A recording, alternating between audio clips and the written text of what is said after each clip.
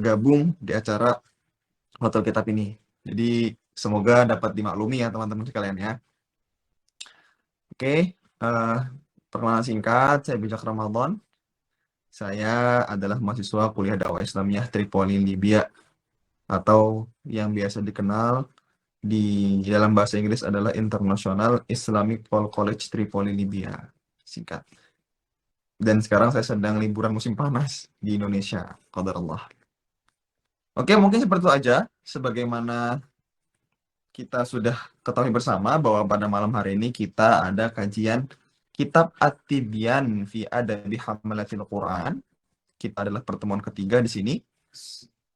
Pertemuan ketiga, dan apa yang terjadi di pertemuan ketiga ini, pertemuan pertama kita pernah, terus pertemuan kedua kita itu sudah membahas sedikit. Ya, ini pertemuan kemarin itu kita membahas tentang masalah faedah-faedah atau motivasi-motivasi untuk para penghafal Quran. Putus-putus suaranya ya.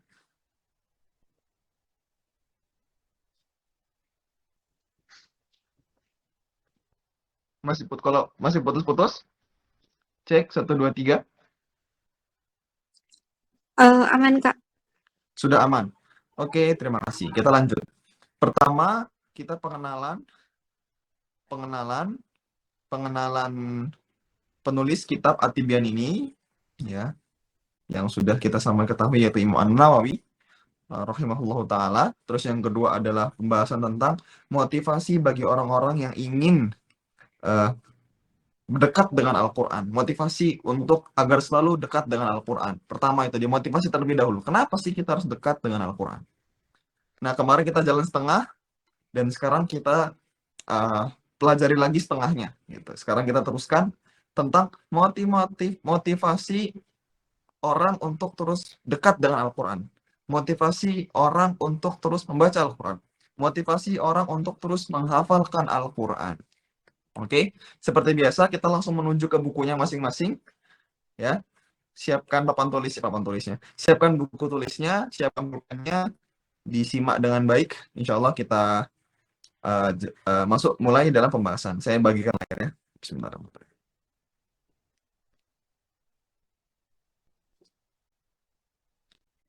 Oke. Sudah jelas ya? Udah jelas ini?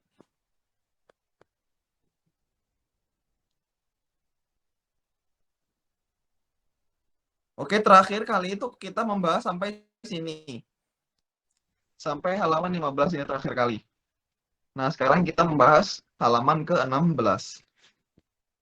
Kita mulai bahas di sini. Halaman 16.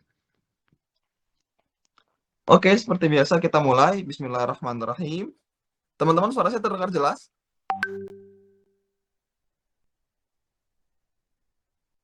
Halo, teman-teman? Iya, jelas, Kak. Jelas, Kak. Jelas ya? Oke, buat Kak Fafa, tolong standby kalau misalnya Ana tanya, biar langsung dijawab ya, buat tentang suara gitu. Takutnya Ana ngomong panjang-panjang, nggak jelas lagi. Baik, Kak. Siap. Oke, kita mulai dari halaman 16. Bismillahirrahmanirrahim. Alhamdulillah, wassalatu wassalamu ala rasulillah wa ala alihi wa sahbihi wa wala. Qala al-mu'allif rahimahullahu ta'ala.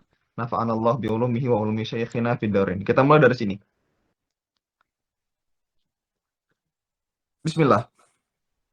Wa an Abdillah bin Mas'udin radhiyallahu anhu.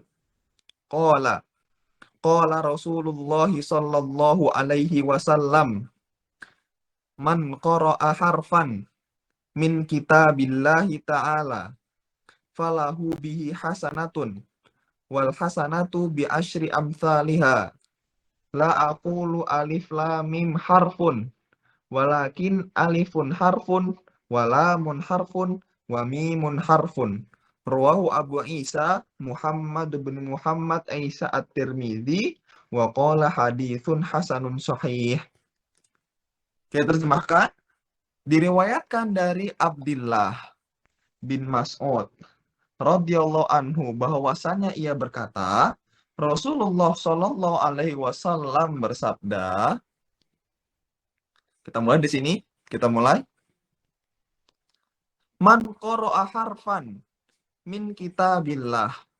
Barang siapa yang membaca satu huruf dari kitab Allah atau dari Al-Quran, maka baginya satu kebaikan. Dan dengan satu kebaikan tersebut dikalikan 10 kebaikan yang semisalnya. Wal hasanatu bi asyri amthaliha. Lanjut. La aqulu alif lam mim harfun. Aku tidak mengatakan alif lam mim itu satu huruf. Walakin alifun harfun, walamun harfun, wa mimun harf. Akan tetapi alif itu satu huruf, lam satu huruf, mim satu huruf. Masya Allah. Jadi di sini adalah bentuk Allah itu tidak pelit dalam memberikan pahala. Di setiap bacaan yang kita baca dalam Al-Quran, setiap satu hurufnya itu Allah kasih 10 kebaikan. 10 kebaikan. Dan Rasulullah SAW menambahkan, saya tidak bilang alif lam mim itu satu huruf. Nah, alif lam mim itu bukan satu huruf, tapi alif lam mim itu 3 huruf. Ada alif, ada lam, ada mim. Maka bayangkan, kita membaca alif lam mim saja, kita sudah mendapat berapa kebaikan? 30 kebaikan. Ya, jadi Masya Allah, membaca Al-Quran itu adalah ibadah paling mudah. Ibadah paling mudah. Lanjut ke hadis selanjutnya. Wa an Abi Sa'idinil Khudri. Nah, itu cara bacanya seperti itu ya. Fokus. Wa an Abi Sa'idinil Khudri. Gitu cara bacanya ya. Itu namanya ada nun wiqoyah. Namanya gitu. Nanti kalau dalam Quran biasanya ada tanda nun di bawah situ, nun kecil. Gitu. Biasanya dalam Quran biasanya ada kayak gitu. Contohnya gini. Dalam kecil sini, nanti ada tanda nun di sini biasanya. Nah, salah solid murab. Gitu, nun gitu ya. Ini kenapa nggak bisa nun? Ya kurang lebih seperti ya. Biasanya di sini di Quran tuh di sini ada nun, namanya nun wiqayah. Apa nun wiqayah? Jadi di Arab itu tidak boleh ada putus gitu loh. Nggak boleh ada wa'an Abi Sa'id Al-Khudri, itu nggak bisa kayak gitu. Jadi wa'an Abi Sa'idinil Khudri gitu. Cara bacanya seperti itu. Kita lanjut ya. Wa'an Abi Sa'idinil Khudri radhiyallahu anhu anin nabiyyi sallallahu alaihi wasallam qala yaqulur rabbu subhanahu wa ta'ala man syaghalahul qur'an wa dzikri an mas'alati a'taituhu afdhala ma u'tiya bisailin wa fadlu kalamillahi subhanahu wa ta'ala ala sairil kalami kafadlillahi ta'ala ala khalqihi. Rawahu Tirmidzi wa qala haditsun hasan. Yang terjemahkan dimulai dari sini. Dari Abu Sa'id Al-Khudri radhiyallahu anhu. Dari Nabi sallallahu alaihi wasallam bahwasanya Nabi sallallahu alaihi wasallam bersabda. Allah Subhanahu wa taala berkata, yaqulu Rabbu Subhanahu wa taala, artinya Allah Subhanahu wa taala berkata, man syaghalahul Qur'an wa dzikri an mas'alati. Oke, di sini ini penting nih, keren banget hadisnya. Kita artikan peran-peran. Man, barang siapa syaghalahul Qur'an, disibukkan dengan Al-Qur'an, wa dzikri, dan mengingatku, berzikir kepadaku, an mas'alati, dibandingkan memohon kepadaku. Kita ulang. Barang siapa yang telah disibukkan dengan Al-Quran dan zikir kepada Allah Subhanahu wa Ta'ala, dibandingkan meminta kepadaku, gitu ya. Allah bilang seperti itu.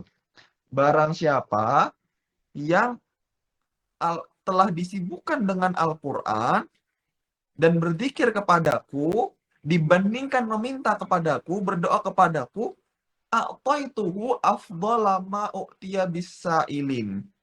Maka aku akan memberikannya pemberian yang lebih baik dibandingkan orang-orang yang meminta, orang-orang yang berdoa. Masya Allah. Jadi orang-orang yang meminta, berdoa kepada Allah Subhanahu wa taala, itu akan kalah sama orang-orang yang tidak minta. Tapi syaratnya adalah mereka-mereka yang tidak minta itu adalah orang yang sibuk membaca Al-Qur'an dan berzikir kepada Allah Subhanahu wa taala. Masya Allah. Jadi orang-orang yang sibuk kepada Al-Qur'an, membaca Al-Qur'an, mentadabburi Quran, bahkan menghafalkan Al-Qur'an, itu orang-orang yang tidak perlu minta, belum minta, tapi sudah Allah kasih apa yang dia mau. Saat ada masalah, Allah kasih jalan keluar sebelum ia meminta. Saat saat ia butuh rezeki, sebelum ia minta, sudah Allah kasih itu rezekinya. Saat ia minta anak, saat ia minta jodoh, saat ia minta kelancaran dalam pekerjaan, saat ia minta kelancaran dalam kuliah, kecerdasan dalam ilmu, orang-orang ini tidak perlu minta. Orang-orang siapa? Orang-orang yang sibuk kepada Al-Quran. Jadi ini Masya Allah banget ini. Masya Allah banget. Gitu. Jadi orang-orang yang hanya minta-minta kepada Allah Subhanahu wa taala, hanya sekedar berdoa, itu akan kalah sama mereka-mereka yang sibuk fokus kepada Al-Quran dan berzikir kepada Allah Subhanahu wa taala. Kenapa? Karena mereka yang sibuk ke dalam Al-Quran ini orang-orang yang akan Allah berikan hal-hal terbaik yang tidak diberikan kepada orang-orang yang meminta. Seperti itu. Lanjut. Di sini kita mulai. Wa fadlu kalamillahi subhanahu wa ta'ala ala sairil kalami kafadlillahi ta'ala ala khalqihi. Saya terjemahkan. Wa fadlu kalamillahi subhanahu wa ta'ala. Dan kelebihan perkataan Allah Subhanahu wa taala, gitu ya. Perkataan Allah Subhanahu wa taala itu apa? Coba ada yang tahu perkataan Allah Subhanahu wa taala itu apa? Ada yang tahu? Coba kalau ada yang tahu. Bilang, open mic, silahkan.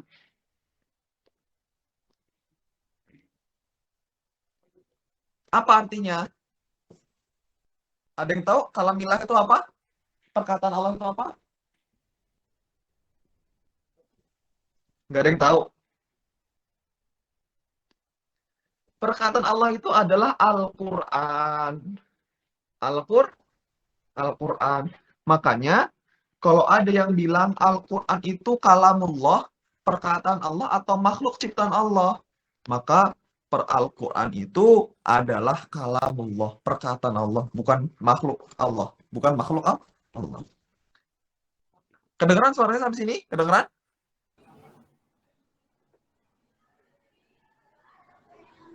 Aman, Kak, aman. Aman. Oke. Wa fadlu kalamillahi subhanahu wa ta'ala ala sairil kalami kafadlillahi ta'ala ala khalqihi. Dan kelebihan perkataan Allah Subhanahu wa taala atas perkataan-perkataan yang lain, ucapan-ucapan yang lain adalah seperti keutamaan Allah Subhanahu wa taala atas ucapan hamba-hambanya. Makanya jelas kenapa orang-orang yang membaca Al-Quran itu Allah berikan hal-hal bahkan sebelum mereka meminta, karena mereka itu membaca kalamullah, perkataan Allah, perkataan yang terbaik di dunia ini yaitu adalah Al-Quran. Gitu. Perkataan yang terbaik di dunia ini itu bukan perkataan-perkataan ilmuwan, bukan perkataan selebgram, bukan perkataan K-pop itu siapa, bias-bias antum, bukan. Tapi perkataan terbaik adalah perkataan Allah Subhanahu wa taala yang tertuliskan di dalam Al-Qur'anul Karim. Rawahu Tirmidzi. Langsung kita baca lanjutnya. Diriwayatkan oleh Tirmidzi wa qala haditsun hasan. Diriwayatkan oleh Tirmidzi dan Tirmidzi berkata bahwasanya hadisnya itu hasan. Hadis hasan. Oke, hadis hasan. Hadis hasan itu hadis di bawahnya sahih. Masih diterima. Lanjut. Teman-teman harapannya ngikutin ya, ngikutin cara baca ana ya, ngikutin bacaan ana ya. Oke, kita masuk. Wa'an ibni Abbas. Cara baca gitu. Wa'an ibni Abbas radhiyallahu anhuma. Nah, pertanyaannya, kenapa kok di sini pakai anhuma, Kak? Gitu. Anhuma itu karena apa? Kepada radhiyallahu anhuma. Semoga Allah meridhoi mereka berdua. Tapi kan di sini cuma satu Ibnu Abbas. Maksudnya adalah di sini Ibnu Abbas, anaknya si Abbas. Abbas itu ya seorang ulama.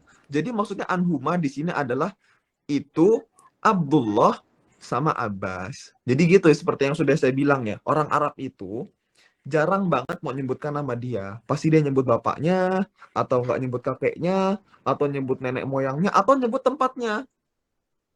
Gitu. Seperti contohnya juga Ibnu Abbas ini. Namanya bukan Ibnu Abbas. Ibnu Abbas kan artinya anaknya si Abbas. Gitu. Abbas ini bapaknya. Gitu. Tapi nama aslinya siapa? Nama aslinya dia? Nama asli dia Abdullah. Nah, karena dia orang nggak mau orang-orang kenal sama Abdullah, makanya dia tulis Ibnu Abbas. Gitu. Dan Ibnu Abbas ini orang masuk Islam, orang yang soleh juga. Makanya tulis di sini radhiyallahu anhuma. Semoga Allah meridhoi mereka berdua. Siapa? Yaitu meridhoi Abdullah dan meridhoi si Abbas. Paham sampai sini? Saha. Mantap. Lanjut. Qala Rasulullah sallallahu alaihi wasallam. Rasulullah sallallahu alaihi wasallam bersabda. Ayo lanjut pelan-pelan. Fokus ya, kita mulai di sini ya. Baca bareng-bareng. Innalladzi laisa fi jawfihi syai'un minal qur'ani kal baitil kharib. Rawahu Tirmidzi wa qala haditsun hasanun sahih. Rasulullah sallallahu alaihi wasallam berkata, kita mulai terjemahkan hadisnya. Innalladzi laisa fi jawfihi syai'un. Sesungguhnya mereka orang-orang yang tidak ada di dalam hatinya sesuatu sedikit pun dari Al-Qur'an. Kita ulangi. Innalladzi laisa fi jawfihi syai'un minal Qur'an. Sesungguhnya orang-orang yang di dalam hatinya itu tidak ada sedikit pun dari Quran atau sesuatu dari Quran, kal baitil kharib, seperti rumah kharib. Apa itu kharib, teman-teman? Kharib itu rumah-rumah yang runtuh, rumah-rumah yang rapuh, mentalnya rapuh, mental health-nya gampang rusak, teman-teman sekalian. Itu kenapa sebabnya? Karena dia jarang baca Al-Quran. Sekarang teman-teman, tanpa mengurangi rasa hormat, tanpa mengurangi rasa iba kami kepada para korban, sekarang tuh lagi viral kasus bunuh diri yang menimpa salah satu mahasiswa dan sebagainya. Ya. Dan banyak kisah-kisah dan kejadian-kejadian yang lain. Di sini saya ingin mengambil, saya pengen nampakin wajah saya aja deh. Saya pengen ini biar itu. Sabar. Kita berhenti berbagi layar dulu. Ini karena penting ini.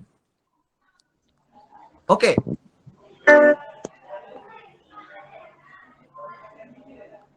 Oke, teman-teman. Berdasarkan hadis ini yang tadi berbunyi innalladzi laisa fi jawfihi syai'un minal Qur'an kal baitil kharib. Innalladzi, sesungguhnya orang-orang yang tidak ada di dalamnya itu sesuatu dari Quran, tidak ada sedikit dari Al-Quran di sini, tidak ada sedikit pun, entah itu bentuk hafalan atau perbuatan amalan Al-Quran atau bacaan Al-Quran, jarang baca Al-Quran, itu seperti rumah yang rapuh atau seperti rumah yang mau rubuh. Kalau kita tarik alur kisahnya, maka kita coba lihat gitu. Dari sekarang itu banyak sekali marak kisah bunuh diri. Gitu. Kalau kita cek, bunuh diri itu terjadi karena apa? Terjadi karena para korban itu merasa tidak sanggup menjalani kehidupan. Mereka itu hilang harapan. Tidak ada lagi tempat berharap. Makanya mereka putus asa dan akhirnya mereka memutuskan untuk, mohon maaf, bunuh diri. Teman-teman sekalian, terlepas dari hal itu, Al-Quran sudah menjadi solusi. Rasulullah SAW sudah menyampaikan hal ini. Memang orang-orang yang jarang baca Quran, yang jarang mentadaburi Al-Quran, hatinya itu lemah, mentalnya itu gampang roboh. Gitu. Kenapa? Karena dia tidak membaca kenikmatan-kenikmatan dalam Al-Quran. Gitu. Karena dalam Al-Quran itu syifa, teman-teman. Saat teman-teman sedih, coba praktekkan dari sekarang. Teman-teman ada masalah, teman-teman ada kesulitan, kesempitan dalam hati, sedih, seolah-olah nggak ada yang bisa mendengarkan teman-teman. Itu sebenarnya nggak perlu menangislah, iya perlu menangislah, tapi nggak perlu cerita ke orang lain, curhat sana sini, bikin apa segala macam, mencari perhatian, nggak perlu. Cukup membaca Al-Quran. Membaca Al-Quran. Gitu. Karena tadi Al-Quran itu memang menguatkan hati kita. Al-Quran itu pengobat hati kita. Jadi makanya tolong dimatikan dulu itu mic-nya ya. Tolong dimatikan. Oke. Jadi Al-Quran itu adalah apa? Adalah obat untuk hati-hati yang lelah, hati-hati yang sakit, orang-orang yang tidak memiliki harapan lagi. Al-Quran itulah. Karena dengan membaca Al-Quran itu kita akan tenang. Coba teman-teman praktekkan sekali lagi. Saya sudah sering mempraktekkan ini. Setiap kita pasti ada masalah. Setiap kita pasti ada masalah. Maka saat ada masalah itu, kita lari ke masjid, berwudu, sholat, dan baca Al-Quran. Itu sudah obat terbaik. Yang bilang bukan saya, tapi yang bilang adalah Rasulullah SAW. Itulah. Gitu. Jadi, dan ini miris ya, kita agak beranjak sebentar ya, meluas tentang masalah bunuh diri ini, karena ini pembahasan penting. Ada hal yang mohon maaf salah kaprah. Saat ada saya ngebaca postingan itu kan, postingan di TikTok atau di Instagram dan sebagainya macamnya, di berbagai platform media sosial, itu viral itu. Ada surat, ya surat dari korban bunuh diri tersebut, ada surat perpisahan kepada pacarnya, kepada orang tuanya. Terus apa komentar-komentar netizen? Bilang apa? Seakan-akan netizen itu malah mendukung perbuatan tersebut. Gitu. Ini salah gitu. Karena kalau dibiarkan, kalau orang-orang akan seakan-akan itu tuh jadi hal yang baik. Seolah-olah kayak pahlawan, dikenang gitu. Ada kata-kata sampai mohon maaf, kamu hebat gitu. Kamu nggak ngajak aku aja. Ya Allah, perkataan macam apa ini?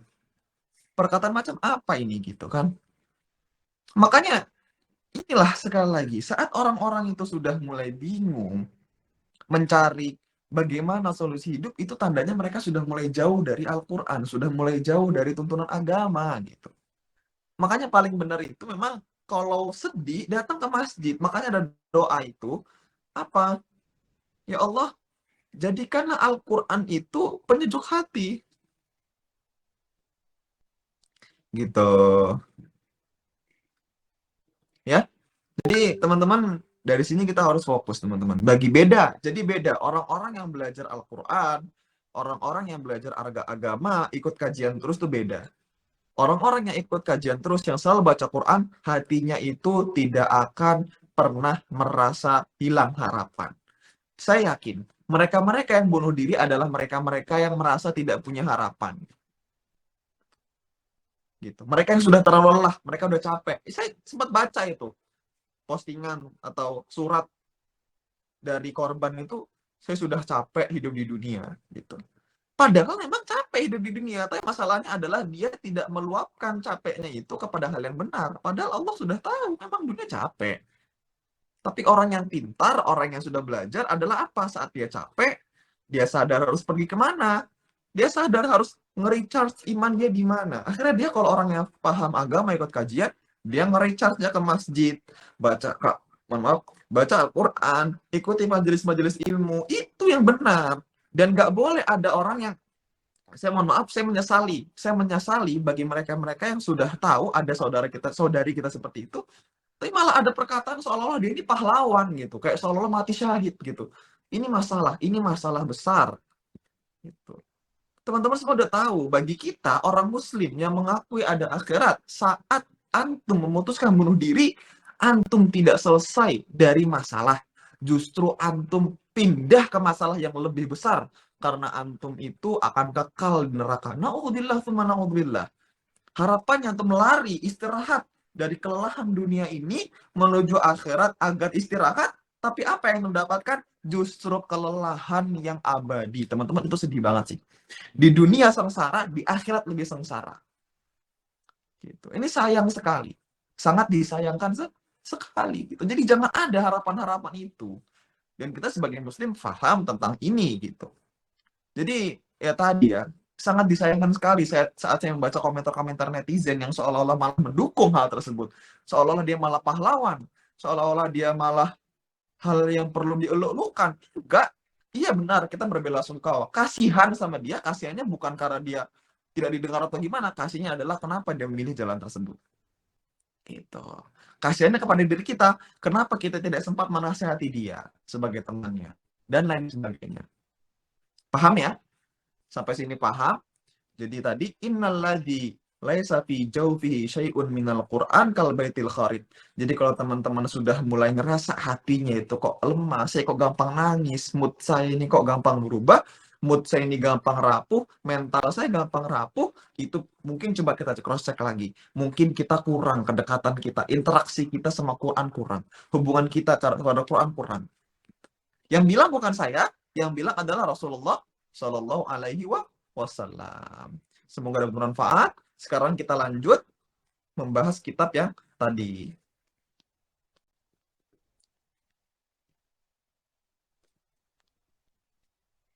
Oke, sudah kembali layar, sudah kembali ke ini, sudah kembali ke kita,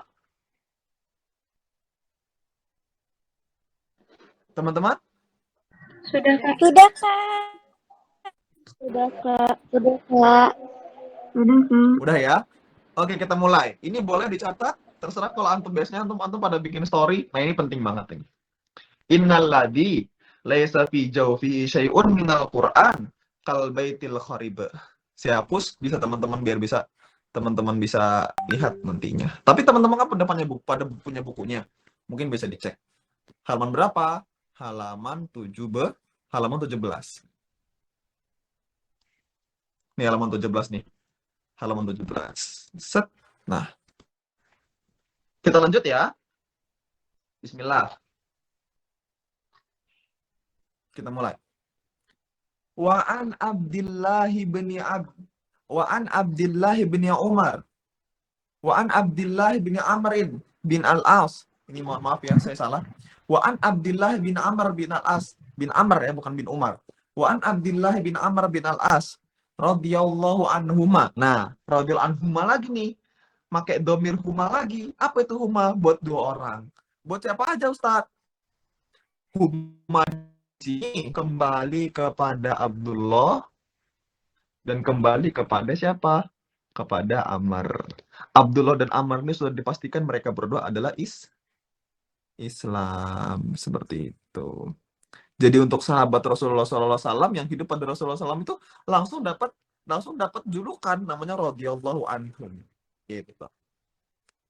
Oke, lanjut. Anin Nabi sallallahu alaihi wasallam qala. Dari Nabi sallallahu alaihi wasallam bersabda. Kita baca dulu sebelum kita artikan. Yuqalu, kita mulai di sini. Fokus teman-teman ke sini. Yuqalu li sahibil Qur'ani. Iqra wartaqi warattil kama kunta turattilu fid dunya fa inna manzilataka inda akhiri ayatin taqra'uha. Oke, kita terjemahkan. Yuqalu li sahibil Qur'an. Ini Nabi sallallahu alaihi wasallam bilang, cerita kelak nanti di padang mahsyar itu akan ada perbincangan seperti ini. Yuqalu li sahibil Qur'an. Nanti di padang mahsyar itu akan yuqalu li sahibil Qur'an. Apa yuqalu li sahibil Qur'an? dikatakan bagi orang-orang yang sahib Quran. Kata-kata pakai sahib. Teman-teman tahu kata arti sahib nggak? Coba yang tahu arti sahib, bilang dong sahib, sahib. Pernah dengar nggak dalam bahasa Indonesia? Sahib, sahib. Ini sahib saya. Tahu sahib? Coba. Apa artinya sahib? Sahabat. Sahabat. Nah, Sahabat. sahabat itu berarti orang-orang yang sering melazimi Al-Quran, yang dekat sama Quran, bestiannya sama Quran, kemana-mana ada Quran, mau traveling ada Quran, mau sekolah ada Quran, lagi nunggu angkot ada Quran, lagi nunggu kereta ada Quran, itu orang-orang yang sohib sama Quran, gitu ya. Jadi sohib itu adalah bahasa Arab lagi-lagi. Nggak heran, memang Indonesia itu banyak kata-kata serapan, kata-kata yang dinukil dari bahasa Arab. Lanjut, dikatakan untuk orang-orang yang bersahabat dengan Quran nanti di hari kiamat, di hari akhirat kelak. Apa? Kita mulai di sini. Iqra, bacalah. Wartaki, naiklah. Warotil, dan tartillah. Nah, fokus di sini. Jadi nanti dikatakan buat orang-orang yang bersahabat dengan Quran, bacalah Al-Quran, dan kemudian naiklah. Naik apa? Naik derajat-derajat surga. Jadi kayak seolah-olah naik tangga. Jadi teman-teman bayangkan, pas nanti di akhirat itu ada tangga, tangga-tangga surga ya. Semakin tinggi, semakin dahsyat nikmatnya. Maka dikatakan, bacalah, dan kemudian naiklah. Dan tartillah, gitu. Baca dengan, A'udzu billahi minasyaitonir rajim. Naik tuh derajat. Set. Bismillahirrahmanirrahim. Naik lagi satu tingkat. Tek.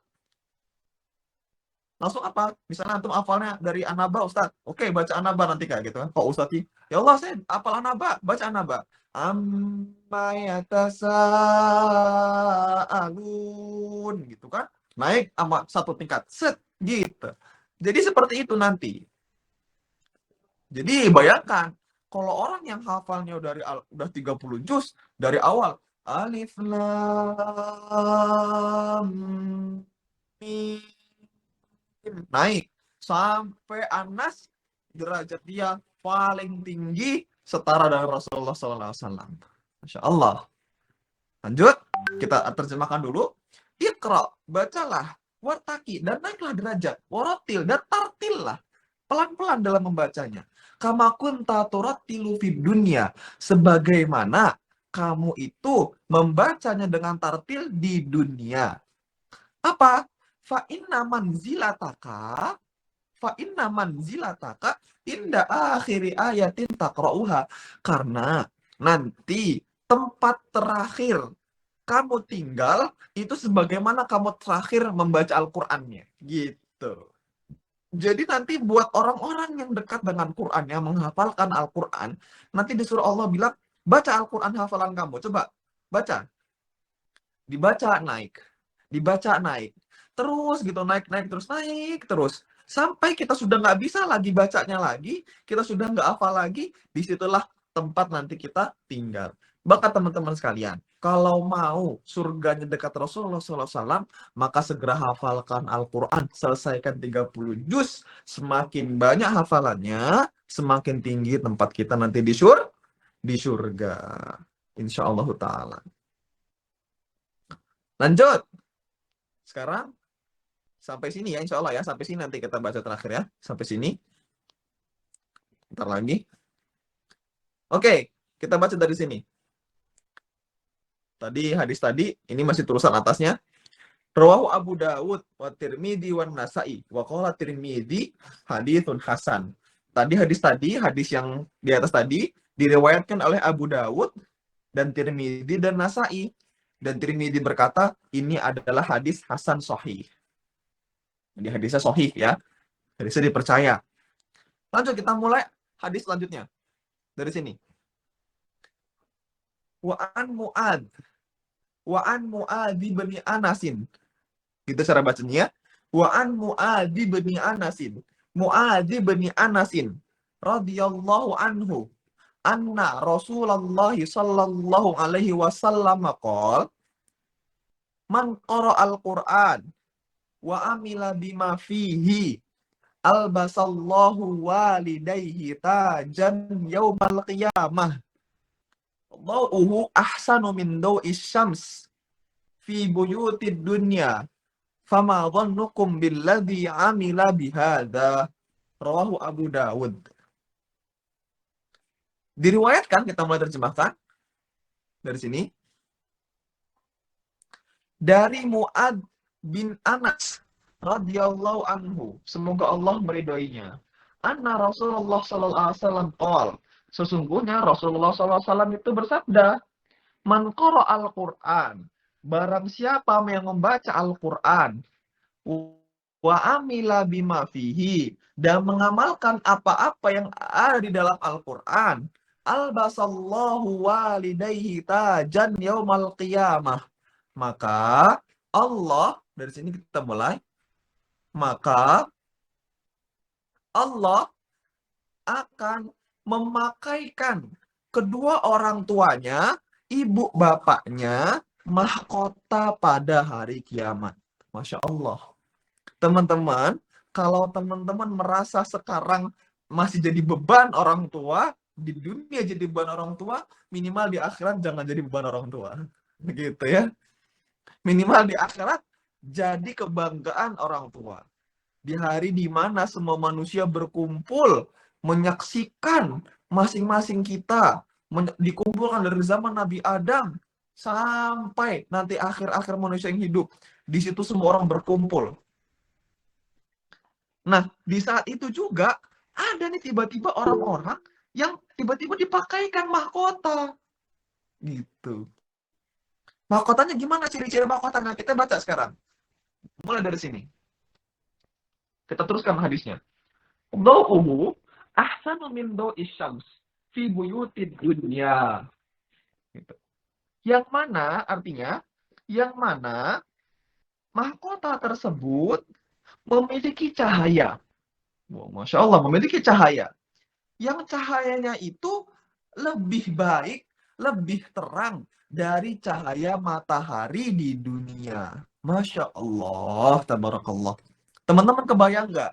Ada orang dipakaikan mahkota, tapi mahkotanya itu ada cahaya, cahayanya itu lebih terang dari sinar matahari, teman-teman.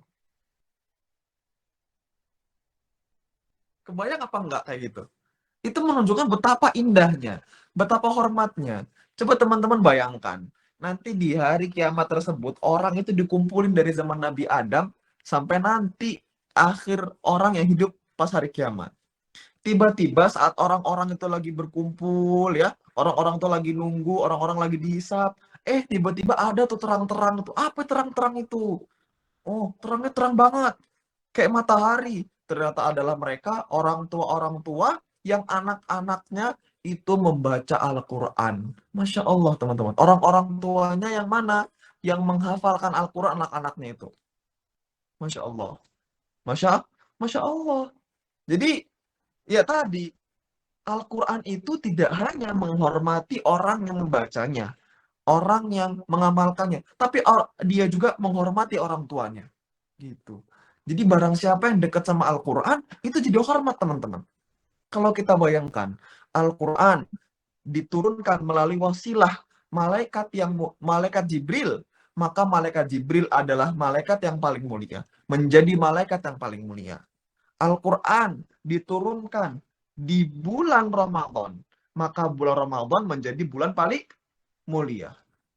Al-Quran diturunkan di malam Lailatul Qadar, maka Lailatul Qadar menjadi malam yang paling mulia, lebih baik daripada 1000 bulan. Ya.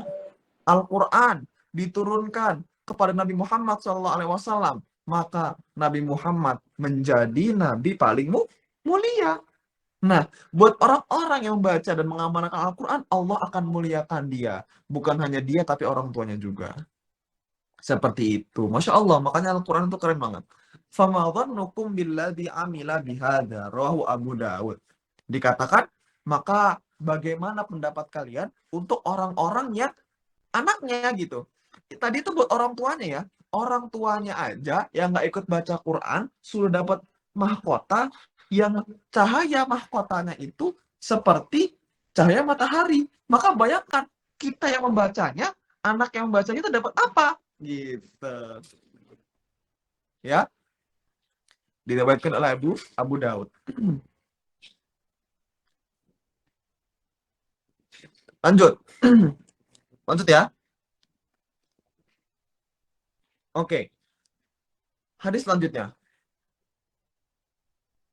Warawa ad-Darimi bi isnadi an Abdullah bin Mas'ud radhiyallahu anhu, an Nabi sallallahu alaihi wasallam qol. Diriwayat belum? Enggak usah terjemahin dulu. Kita selesaikan dulu. Lanjut dari mulai sini. Iqra'ul Qur'an. Fa innallaha ta'ala la yu'adzibu qalban wa'yal Qur'an. Wa anna hadzal Qur'an ma'dubatullah. Faman dakhala fihi fahuwa aminun. Wa man ahabbal Qur'an falyubashir.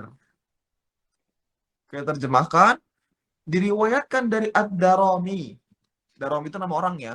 Diriwayatkan dari Ad-Darimi, dikisahkan dari Ad-Darimi. Jadi riwayatkan dikisahkan teman-teman, atau dibacakan atau disampaikan ya. Teman-teman jangan bingung, itu bahasa hadis. Dikisahkan dari Ad-Darimi dengan sanadnya dari Abdullah bin Mas'ud radhiyallahu anhu. Anin Nabi sallallahu alaihi wasallam qol. Nah, coba kita fokus. Tadi kita sudah ngulangkan radhiyallahu anhu sama radhiyallahu anhuma.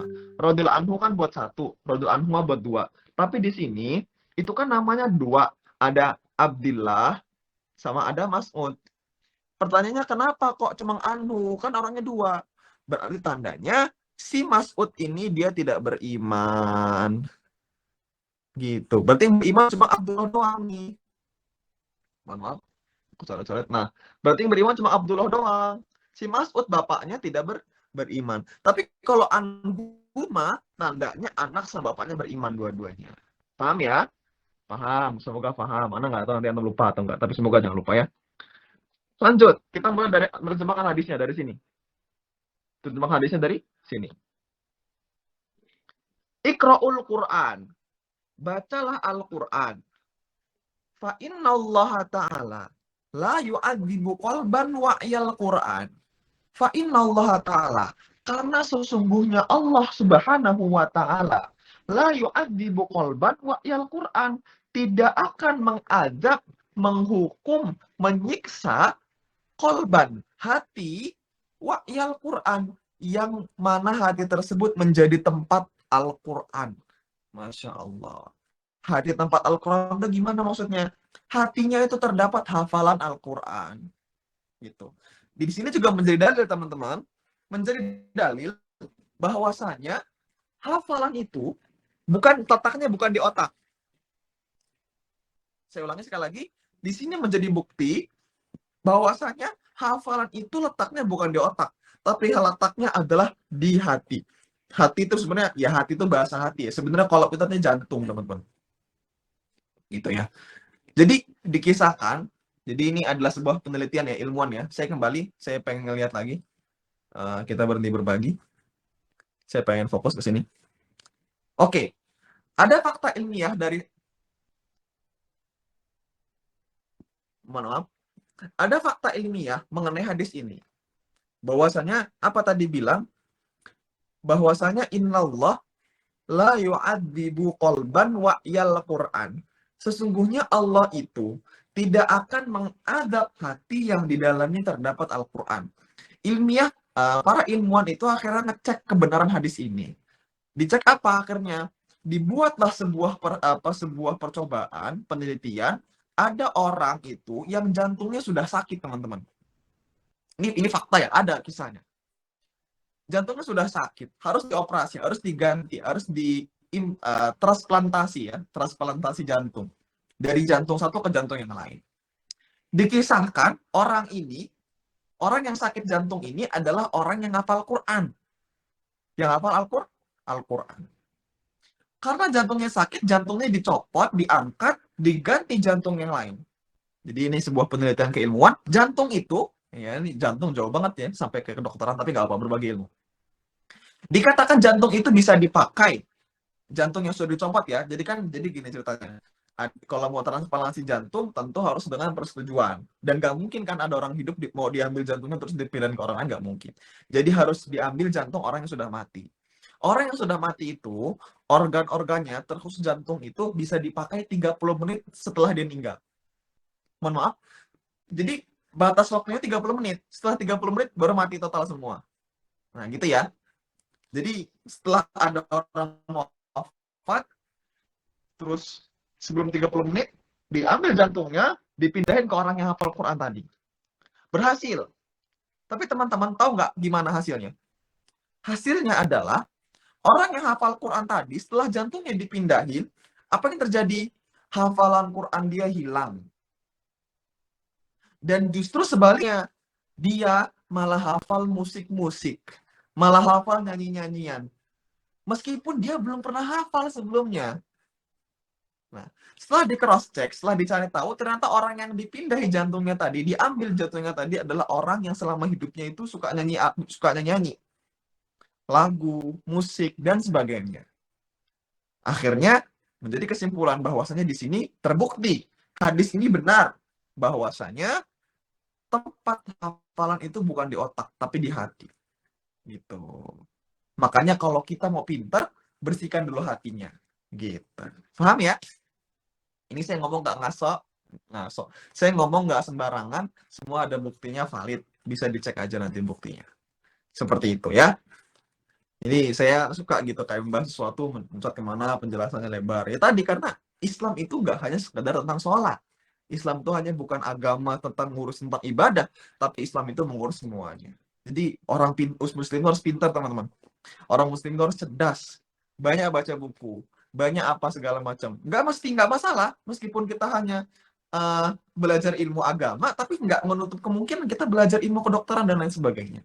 Sedikit kisah, saya sekarang lagi suka banget baca-baca buku-buku tentang kedokteran, baca buku tentang kesehatan, baca buku tentang fisika. Sekarang lagi suka baca banget buku fisika kuantum ya. Dan di situ akhirnya nanti muncul perkataan-perkataan Einstein ya, yang berbunyi Tuhan tidak bermain dadu. Itu ada perkataan Einstein dan itu muncul dari permasalahan fisika kuantum.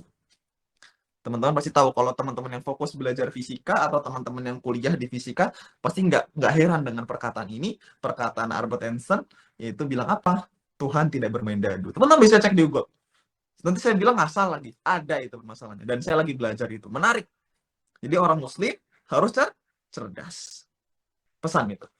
Oke, kita lanjut selanjutnya. Kita bagikan layar lagi ya.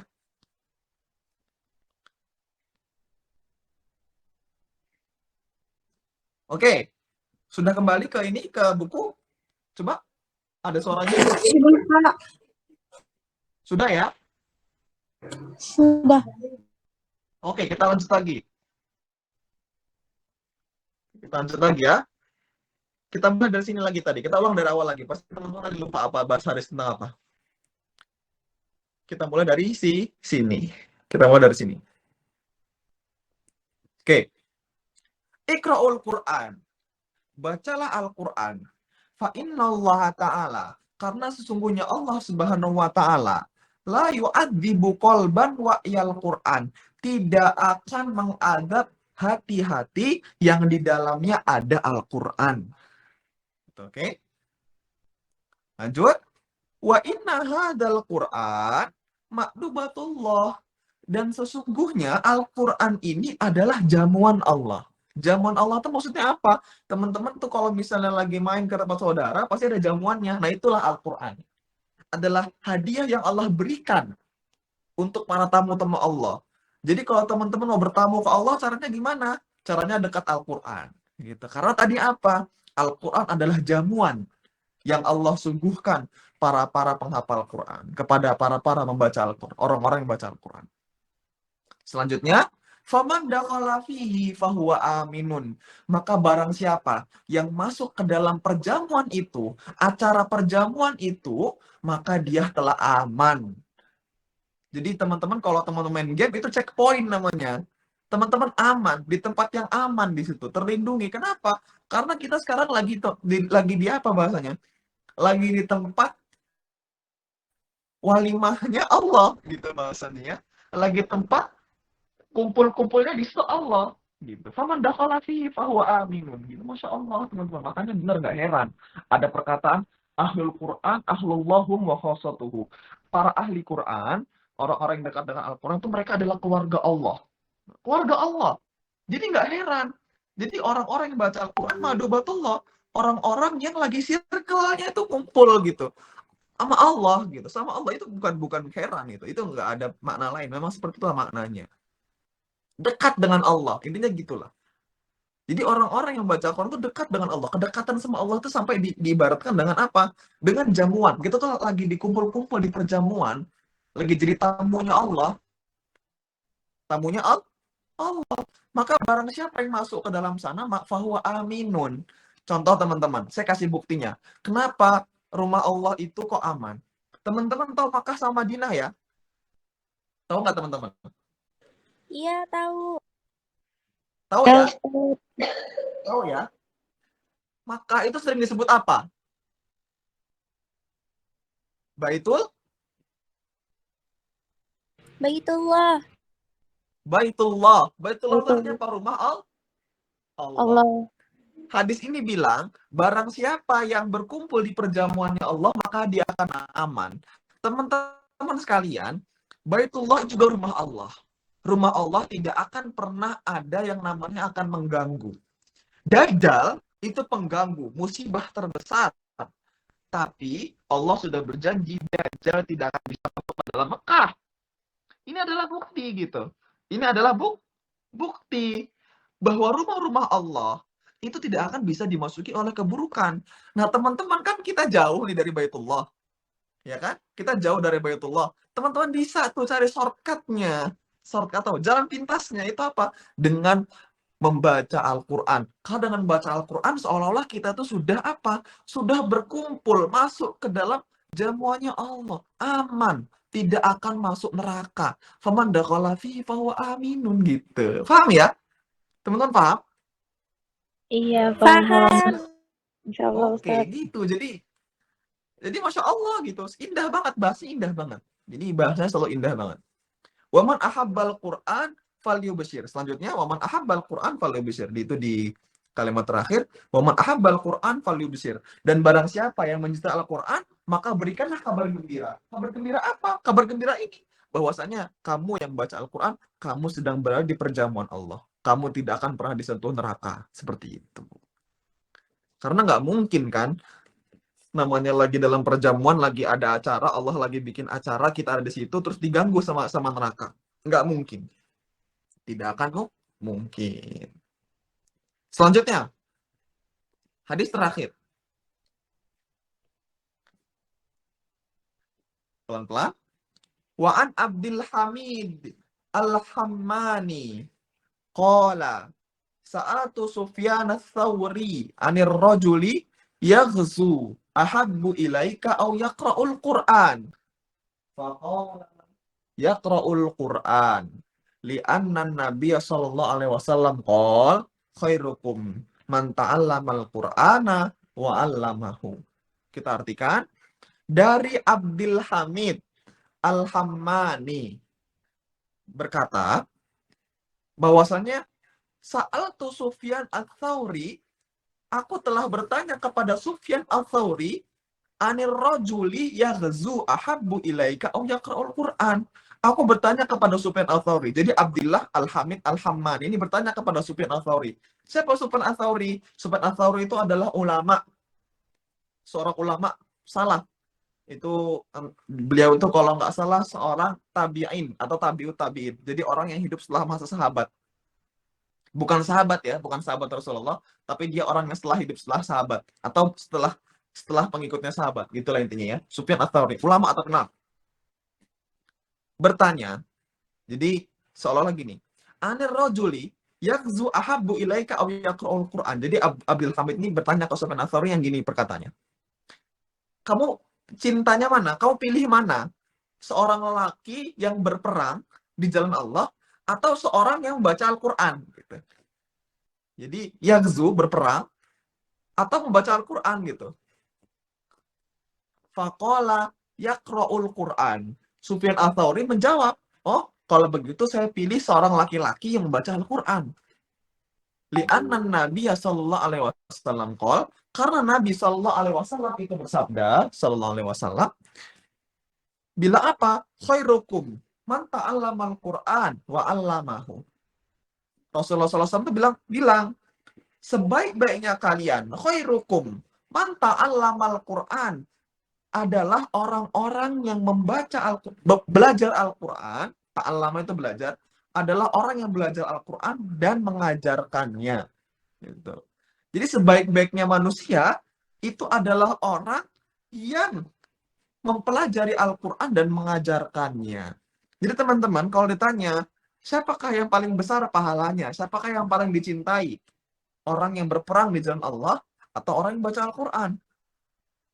Ya, teman-teman tahu nggak pahalanya orang yang jihad fisabilillah itu, orang yang berperang itu? Tahu nggak pahalanya apa?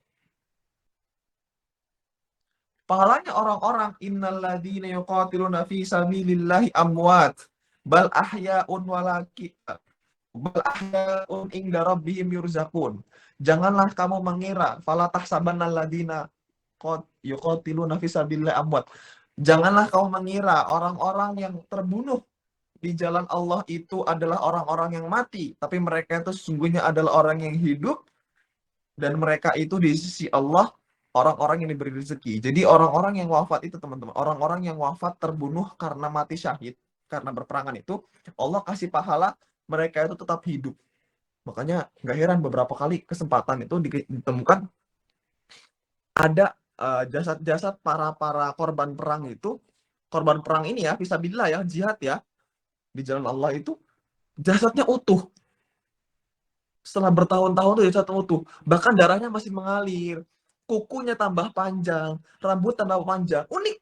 Emang itu unik, itu janji Allah gitu. Nah, dan apalagi nanti Allah akan berikan orang-orang yang wafat itu para bidadari. Idaman banget bidadari itu kan, wah, semua orang yang berjihad atau orang yang berperang itu incarannya bidadari, nggak ada yang lain, udah. Bidadari udah paling enak udah.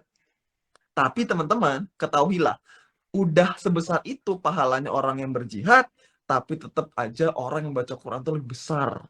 Lebih besar. Makanya teman-teman, kalau sekarang ini kita nggak mungkin kan berjihad, nggak mungkin lagi kita mengangkat senjata, nggak mungkin lagi kita perang-perang tembak-tembakan bom sana sini, nggak mungkin lagi. Karena itu kita bukan tempatnya itu dan bukan waktunya. Sekarang, jadi kita itu kalau beribadah apa? Membaca Al-Quran dan mengajarkannya. Itu adalah jihad di zaman sekarang. Paham teman-teman ya? Paham? Paham. Paham. Alhamdulillahirabbil alamin. Kalau sudah paham, kebetulan sudah jam 9, suara saya sudah habis, haus juga. Mungkin saya cukupkan sekian. Kalau ada lebihnya mohon maaf, kepada Allah saya mohon ampun. Saya kembalikan kepada MC. Tafadhol. Baik. Alhamdulillah, Masya Allah, tabarakallah.